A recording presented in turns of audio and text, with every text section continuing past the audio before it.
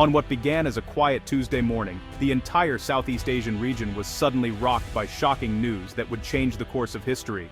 Cambodian General Hun Manath, a prominent and influential figure, was killed by a precise and unexpected Thai military strike near the long-disputed Preah Vihear temple, a flashpoint that had simmered for years. The world watched in disbelief as grainy cell phone footage showed thick plumes of smoke rising from the dense jungle.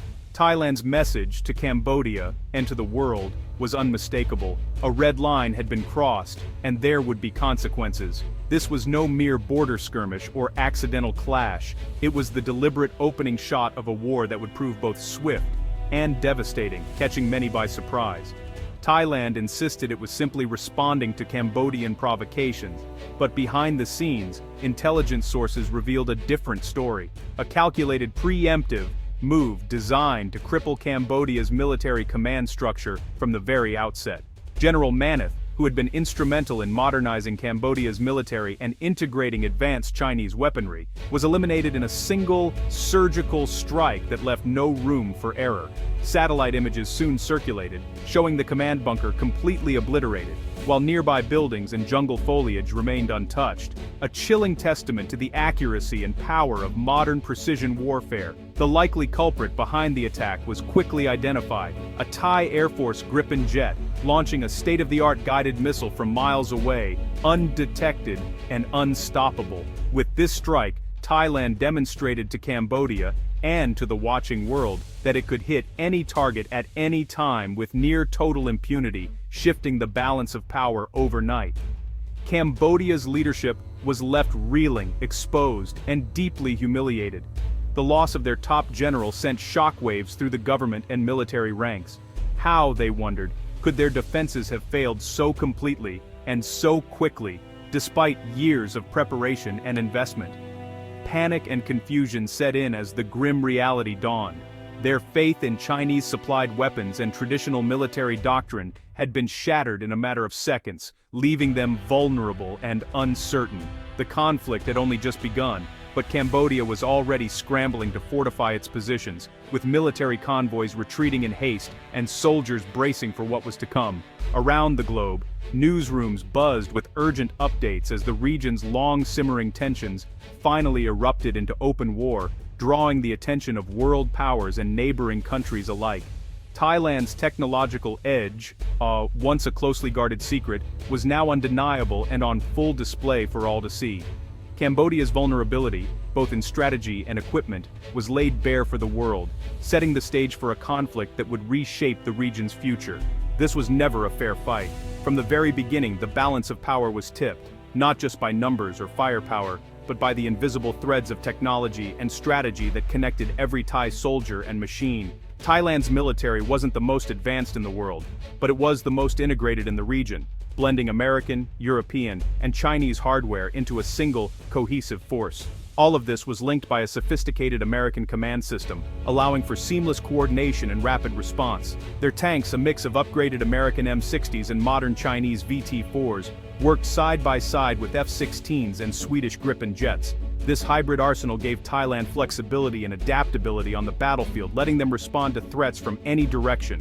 Instead of chaos, Thailand's investment in advanced networking made every unit a node in a real-time battlefield web. Soldiers, tanks, and aircraft could share information instantly, turning the fog of war into a clear, coordinated picture. Cambodia, by contrast, relied on outdated Chinese and Soviet equipment. Each unit operated in isolation, with slow and unreliable communication, making it difficult to adapt or coordinate under pressure. Their forces were stuck in the past, unable to match Thailand's speed, flexibility, or coordination. Cambodian troops often found themselves reacting too late, unable to keep up with the tempo of modern warfare. Thailand embraced network-centric warfare, where information, not just firepower, became the decisive weapon. Every decision was informed by real-time data, giving commanders and soldiers a critical edge. Cambodia's rigid massed force doctrine was obsolete before the first shot was fired. Their strategies belonged to a different era, unable to cope with the speed and complexity of a networked battlefield. The result? Thailand's hybrid arsenal became a true force multiplier, amplifying every advantage. Meanwhile, Cambodia's military was left fighting a war it was never prepared for, outpaced and outmaneuvered at every turn. The difference was not just in weapons but in philosophy and approach. In the end, the outcome was inevitable, a modern, connected force triumphing over an outdated, isolated one. Thailand's Chinese-made VT4 tanks were transformed by Western technology. Rejecting standard Chinese electronics, Thailand integrated advanced Western thermal imagers and American data links. These tanks became mobile command centers, connected to drones, jets, and infantry in real time. Cambodian tanks, meanwhile, were blind and deaf, relying on outdated optics and insecure radios, easily jammed by Thai electronic warfare. Thai VT4s struck from hidden positions, guided by live data, while Cambodian crews never saw the attacks coming. The real advantage wasn't armor, but superior situational awareness. Cambodia's tanks fought alone, Thailand's fought as a networked team. The lesson was clear. Hardware is only as deadly as the network behind it. Thailand's fusion of Chinese steel and Western brains proved devastating. Thailand's secret weapon was Link 16, the encrypted real-time battlefield network trusted by NATO and some of the world's most advanced militaries. This system allowed for seamless, secure communication across air, land, and sea, giving Thailand a technological edge that was nearly impossible to counter. Planes, tanks, and troops shared instant data, transforming detection into destruction in mere seconds. Every movement was coordinated, every threat identified and neutralized before the enemy could even react. A Thai pilot could spot enemy armor miles away and instantly alert every friendly unit on the network, ensuring a rapid, unified response. Special forces on the ground could laser designate targets, and within moments, precision-guided munitions would obliterate them with pinpoint accuracy, leaving the enemy no time to escape. Meanwhile, Cambodia was stuck with slow, outdated, and insecure radios, technology decades behind. Their communications were easily intercepted, unreliable, and painfully slow. Orders crawled up and down the chain of command, often arriving too late to make a difference. Confusion and hesitation spread through the ranks. Thai electronic warfare teams jammed Cambodian communications, sowing chaos and confusion. Radios went silent, and units were left guessing what to do next. Cambodian units became isolated, unable to call for help or coordinate with each other. Entire battalions were cut off, left to fend for themselves in the chaos. The Thais operated with perfect clarity and confidence, while the Cambodians stumbled blindly in a fog of war, unable to see or respond to the threats around them. The speed, security, and integration of Link 16 made Cambodia's entire command structure obsolete, outclassed and outmaneuvered at every turn. The result was inevitable: paralysis for Cambodia, total dominance for Thailand. The battlefield was no longer a contest of numbers but of information. In modern war, data is the deadliest weapon. Whoever controls the flow of information controls the outcome of the battle. Against Thailand's digital onslaught, Cambodia never stood a chance. The war was won before the first shot was even fired. Thailand's technological edge translated into a relentless blitz. Instead of head-on battles, Thai forces used their network to surgically eliminate Cambodian command posts, radars, and artillery. In Otter Minchi, a Cambodian armored brigade was tracked from the moment it moved. Drones and special forces fed live data into the network. Thai jets and artillery struck with precision. Thai VT4 tanks ambushed the disoriented Cambodians who never saw the attacks coming. With communications jammed and no air support, the brigade was destroyed in hours. This pattern repeated across the front. Thailand cut out Cambodia's vital organs with surgical precision. The Cambodian army, blind and leaderless, collapsed. Thailand's victory was not brute force but information warfare.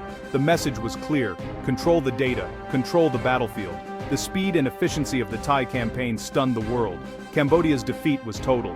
Cambodia's collapse was rooted in years of neglect and corruption. The army was underfunded, poorly trained, and equipped with aging, unreliable weapons. Corruption siphoned off resources, leaving soldiers with little support and outdated gear. Promotions favored loyalty over competence, filling leadership with political appointees. When war came, morale evaporated, units broke, leaders vanished, and command disintegrated. Thailand didn't just defeat Cambodia, they exposed a hollow, crumbling force.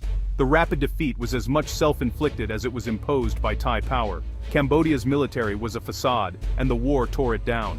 As Cambodia's military unraveled, the world waited for China to act, but Beijing stayed silent, calculating the risks. Supporting Cambodia would jeopardize China's ties with Thailand and risk a wider conflict. Logistically, intervention was nearly impossible. No shared border, and US surveillance everywhere. China saw Cambodia's defeat as inevitable and refused to waste resources on a lost cause. Better to accept short-term embarrassment than risk a costly, unwinnable war. Cambodia was left to face the consequences alone. The war became an intelligence bonanza for the US and its allies. For the first time, Chinese export weapons faced off against Western systems in real combat. Wrecked Cambodian tanks, artillery, and electronics were collected and analyzed in detail. The US learned how to jam, disrupt, and defeat Chinese systems, gaining a playbook for future conflicts. Cambodia's defeat damaged China's reputation as an arms supplier. Potential buyers saw the vulnerabilities of Chinese hardware laid bare. The real disaster for Beijing was the exposure of its military secrets. The US used this data to update its own tactics and technology. Cambodia's loss became China's intelligence catastrophe. The strategic balance in the region shifted overnight. The Thai-Cambodian War of 2025 rewrote the rules of modern conflict. Information, not numbers, decided the outcome. Thailand's networked force, powered by Link 16, proved that integration and data sharing trumped raw firepower. Cambodia's reliance on outdated doctrine and a single patron led to disaster. The war exposed the risks of exporting military secrets. Once used in battle, they're open to all. Thailand's hybrid approach became a model for future militaries. China's global ambitions suffered a major setback. Even a small regional war can have global consequences, reshaping strategies and alliances. In the new era, victory belongs to those who control the flow of information. The battlefield is now digital and unforgiving.